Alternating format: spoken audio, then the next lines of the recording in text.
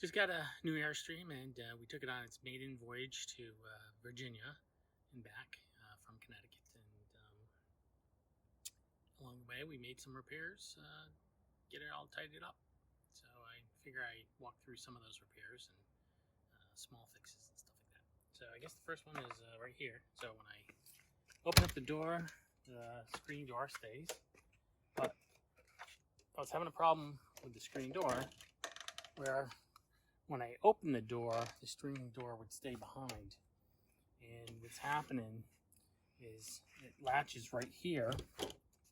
And when this latches to the door, this gets pushed up a little bit like this, so it does not engage here. So it gets pushed up a little bit so it doesn't engage, so it can freely go with the door. So looking to repair it, I figured I would just remove these two screws and push this up, although from the factory this already was all the way pushed up. So loosening these screws and pushing it up didn't do anything. These screws should have been mounted higher from the factory, but they weren't. So rather than removing these screws and mounting them higher and leaving two holes, I didn't want to do that at this point. So I just put some gaffer's tape here.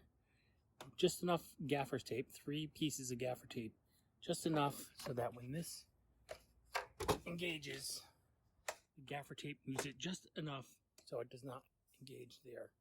And I recommend gaffer's tape over duct tape because duct tape gets all sticky and yucky, and gaffer's tape cleans up nicely when you remove it. So when we first came home from the dealership, the battery disconnect switch did not function anymore, and I had to take this panel off and take this off to get to the battery disconnect and reconnect the wire that came loose.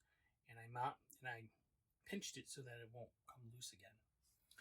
On our voyage home from Virginia, the panel basically popped out and another wire came loose, and so I had to reconnect that wire. But this whole panel was coming out. And what holds this panel in place is this screw here, and it goes right into the plywood. And it just didn't grab anymore because I guess when you take it in and out, it loses its grip. So to fix it permanently, what I did was I got some Easy Lock nuts for plywood, and this is what it looks like. This screws into the plywood and offers a nut where you can take a bolt, this little bolt, and screw it in, and then screw it out. So this piece is screwed into the plywood, and this screws in through here, holding it. So now this thing is tightly secured, and it's not going to fall out anymore. And so I used the M4 bolt and an M4 Easy Lock nut, and I use an M6 drill to drill out the plywood before inserting this piece. Another fix was in the Kubota, the toilet paper. Anytime you would pull the toilet paper would just fall right out. What happened was this bracket here was mounted a little bit to the left, and so it didn't put enough pressure on here, so this was very loose and it would just pop out. So I just removed this. I removed the screws and moved this bracket a little bit closer this way to the right, so that it's a tighter fit. And now the bracket doesn't come out, and it also doesn't pop out while you're traveling. The other quick fix that I did was with the dinette. Set up these for level, which is what you want.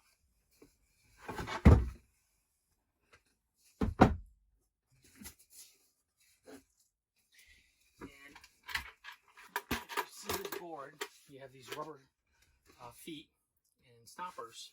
And so this, when you put it over here, won't let it slide this way or this way. And if you look, it slides nice and fit here, because this right here is cut out, but this side right here is not as low. So when I put it over here, it sits proud. So this was what was happening.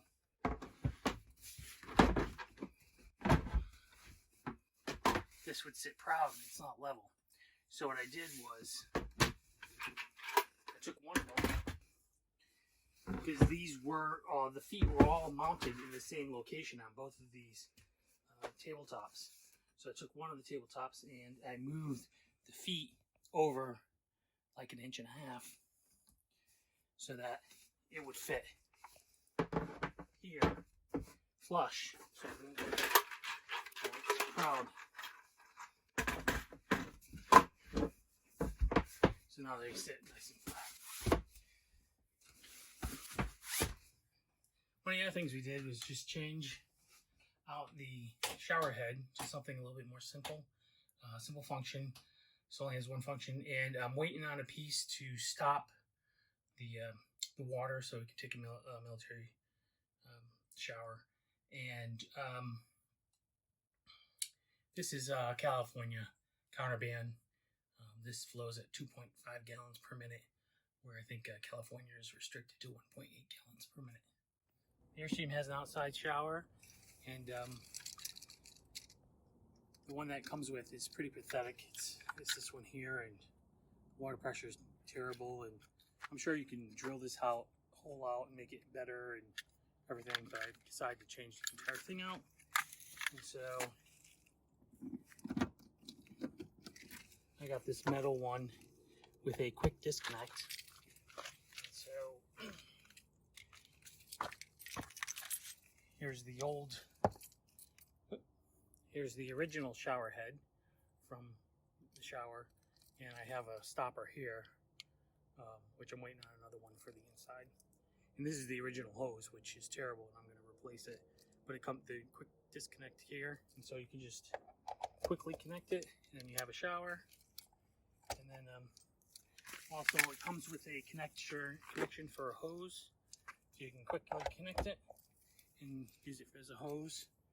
So this gives you a little bit more flexibility, and I think the water pressure coming out of here is a little bit better, but still not great. I mounted a Level Mate Pro right there. I highly recommend getting a Level Mate Pro or something like that. I had originally leveled the trailer at home, got it leveled, set it in the Level Mate Pro, and when we drove out down to Virginia, we arrived at nighttime. It was pouring rain, and trying to level a trailer in the pouring rain at night would be a nightmare. I was glad to have the Level Mate Pro because I was able just to pull into the lot and get it to figure out the best spot for that particular grade, and then put my leveling blocks to level it. Unfortunately, I didn't have enough leveling blocks to actually level the trailer, so I was still off by 3 centimeters. So I definitely have some more leveling blocks on order. And then there's one more thing. I don't have them on the wheels right now, but I have the TPMS tire pressure monitoring system. And so I put them on the wheels, and I mounted the repeater. I mounted the TPMS repeater right here. So here's the repeater, and I don't want it to draw on the battery, so I mounted a switch right here. And if I just flip this switch, it turns on the repeater, and now you can see that the repeater is activated. And so during travel days, we turn the repeater on, set up our tire pressure monitoring. It's definitely good to have to monitor your tire pressure and temperatures to make sure that there's no problems with the tires. We had a pretty successful first maiden voyage, except for the rain. It rained pretty much almost all week. We had a couple days where it didn't rain. We were able to do some outdoor stuff in those days. And we're getting it ready for another voyage to Pennsylvania.